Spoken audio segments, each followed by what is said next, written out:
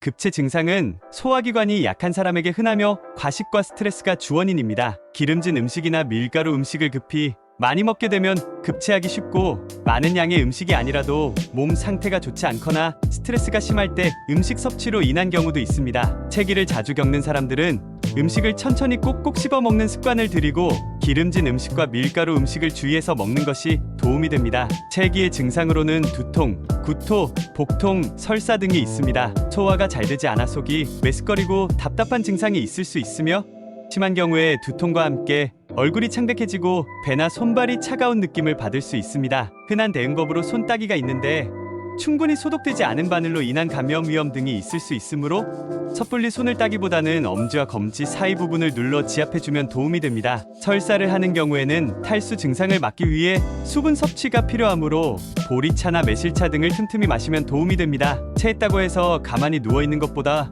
몸을 조금 움직여주거나 가벼운 운동인 걷기나 산책은 소화에 도움을 줍니다. 이와 같은 일반적인 대처로 증상이 완화되지 않거나 오히려 증상이 악화되는 경우, 복통과 구토가 계속되는 경우에는 병원을 방문해야 합니다. 소화가 안 되는 기름진 음식이나 밀가루를 튀겨서 만드는 음식의 과다 섭취는 소화를 안 되게 해서 체하는 원인이 되기도 합니다. 맛있다고 한꺼번에 많이 먹는 습관이 체하는 원인이 되기도 합니다. 적당량을 먹고 배가 부르기 전에 그만 먹는 습관을 가지도록 합니다. 콜라나 커피, 초콜릿, 우유 등 카페인이 다량 함유된 제품을 섭취하고 눕는 경우 카페인 성분이 뇌를 각성하게 해서 두통, 위의 위산 분비를 촉진해서 속쓰림, 역류 질환이 나타날 수 있습니다. 빈속에 카페인을 다량 섭취하는 습관, 음식을 먹고 30분 이내에 눕게 되면 위가 눌리거나 소화가 되지 않아 급체할 확률이 높습니다. 음식을 급하게 먹는 습관이 급체를 유발하기도 합니다. 잘 씹어서 천천히 먹는 습관을 가지도록 합니다.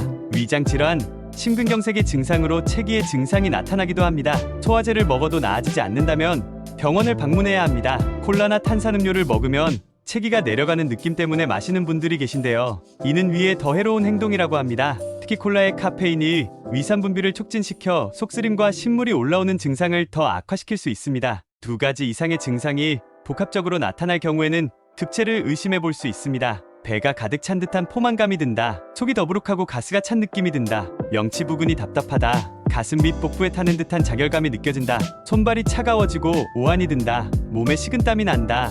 몸에 기운이 없다. 구역질 또는 구토 증상이 있다. 설사 증상이 있다. 대부분의 증상은 죽, 미음 등 유동식으로 식사를 하고 휴식을 취해주면 도움이 됩니다. 체기 회복 기간은 1일 내에 몸이 회복되지만 1일 23회 또는 하루 이상 지속될 경우는 반드시 내과를 방문하셔야 합니다. 자주 증상이 나타나면 위염, 위궤양 등 다른 질환을 의심해봐야 합니다.